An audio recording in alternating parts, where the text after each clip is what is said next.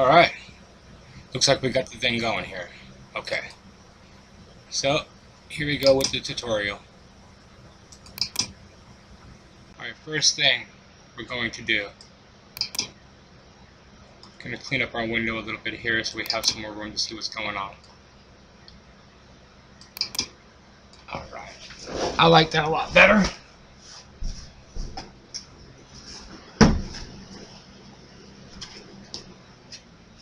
Okay, so today in tutorial we're going to get very basic. So we're going to bring in some basic things here. So we're going to go with a box. We will make a small box and we'll keep it that shape. And then we will take, I guess we're going to need a cylinder to kind of give you an idea about what we can do with that. And then I guess what would be another good one to use? I guess a sphere. Okay, so we got those shapes there, and I think that's pretty much all we're going to need for some of the basic ideas and instruction. These windows here, you got your top, your front, your left, and you can change those by going into this little bracket right here and clicking it. And when you well, so I still is trying to make an object. So let me get out of this window and go to modify, which will allow me to modify that object, which I'm not trying to do, so I just unselect it. And now I'll go to this window here, and I can go to any one of these windows where it has a name, where inside of the middle of that bracket, you can just click that. And all of a sudden, there we go. And it brings up all the different views, and you can even save views. You can make extended views and all that. That's more intense than I want to really get into right now. We're going to keep it basic. So, but on this side, on all the windows, you'll see that you got wireframe, realistic, wireframe. But you can change that to whatever you want as well. Let me get in here. And you can change it to all these different types of shaders to make it look like, whatever you want it to appear as while you're modeling. So you can either use realistic with shadows, which will slow everything down. Shaded is without the shadows. Consistent colors is like a little bit of shadowing and a little bit of cell shaded, cartoon shaded. And facets, that's just to show you all your different polygons without showing you the actual wireframe. Hidden line is showing you the stuff that's like hidden behind the model on the other back facing side. Bounding boxes to change your whole model into a box. If you have multiple parts, then it'll be multiple boxes to give a good representation of your model on a low poly, so you can continue to work if you have a large scene. Clay is just for people who are clay freaks. You want everything to look like clay when you're working. There you go. Stylize is for those same people that just want a little bit more, style. Display selected. You can display selected edges with faces. Faces with edges, I'm sorry. Display selected with edge faces. So whatever you select, you can have the display just showing edges too. Illuminate with default lights and all that stuff. That's your lighting and shadows option. And that's all your basic functions for your. That's just for your view. All right, and that's for every single one of your windows right here. So that's very basic. All right, so now we're past that. While we're at it, we'll show you how to bring in a light. Okay, so right here is your create function, and these are all your creating tools right here. So you got shapes, you got lights, you got cameras, helpers, which are like things that you can attach objects to.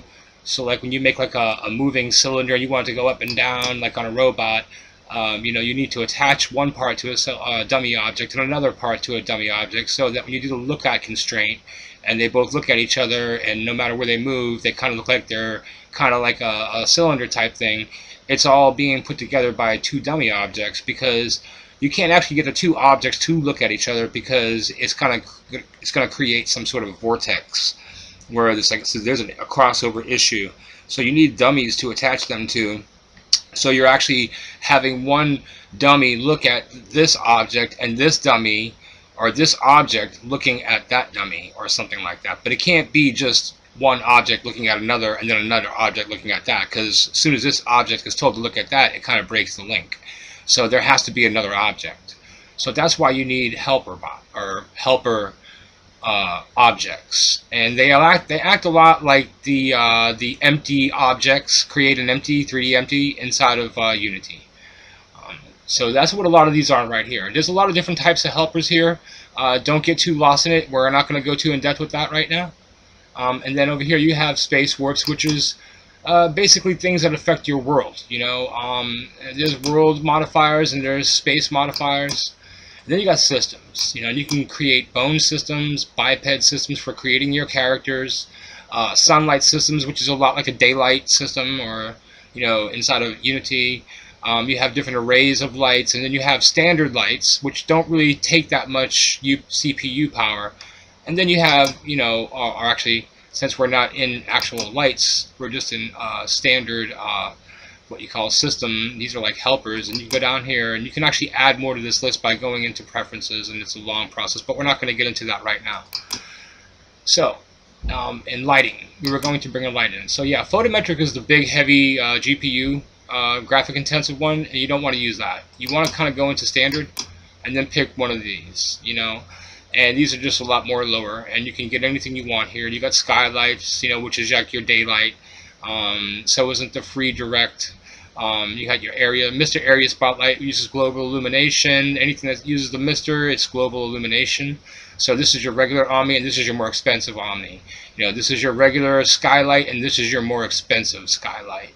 You know, if it doesn't say Mr., you know, and because these are standard, these are all pretty good to use. It's not GPU intensive. So for right now, we're just going to take a, we'll take a target spot for right now, and I'll bring it right over here so we can bring it into the scene and shine down onto the scene. You usually want to bring it in from the left or the right, you know, when you're bringing in a spotlight.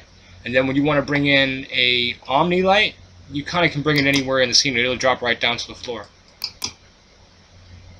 Just like that, and you know, you can then drag it up to where you want to. And if you have it on realistic, it'll take a while for the shadows to do their math, but then you can just like turn off the equation and just put it on shaded so things move faster, you know.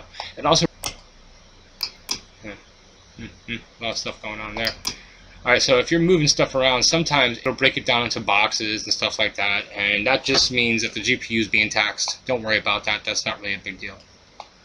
Alright, so now back to the tutorial. We went through everything, we went through the lighting, went through all the different stuff, showed you some of the basic stuff, and if you wanted to go to more different types of primitives, there are extended ones here. You can get all different types of other shapes there for your standard modeling type stuff. If you don't want to model some of your stuff, you got stairs, like, you know, and some of this stuff is really, you need other stuff to use some of this stuff. It's not all what it looks like, but you can check it out. Let me see here. Shapes, which is like your 2D shapes. So you got your lines, you know, your donuts, your, you know, these are basically for doing stuff that's on the screen. So for like, you know, your menus and stuff like that, you know. So like, for instance, I'll bring in this circle, and you want to do it from the top down. So I'll go like from, you can do it from the side too. Or from the front, and show you what happens. It just creates something like, you know, like a canvas, like a 2D canvas, from whatever side you're putting it on. So if I do it from like the left, you can see it's, well, you can't see it because it's way up there, but I'll put it down here. See what I'm saying?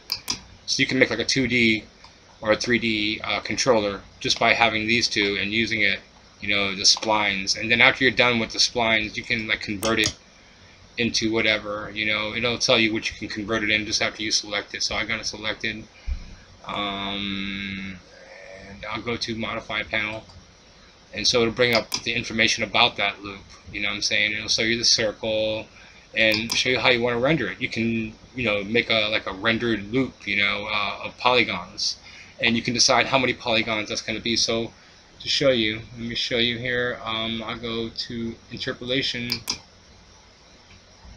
It'll work here. Okay, steps, auto smooth, rectangular. Okay, so generate, enable, and see how it just enabled it in the viewport, and you can kind of see. So let me go over here in the front, and you can see how many polys that is.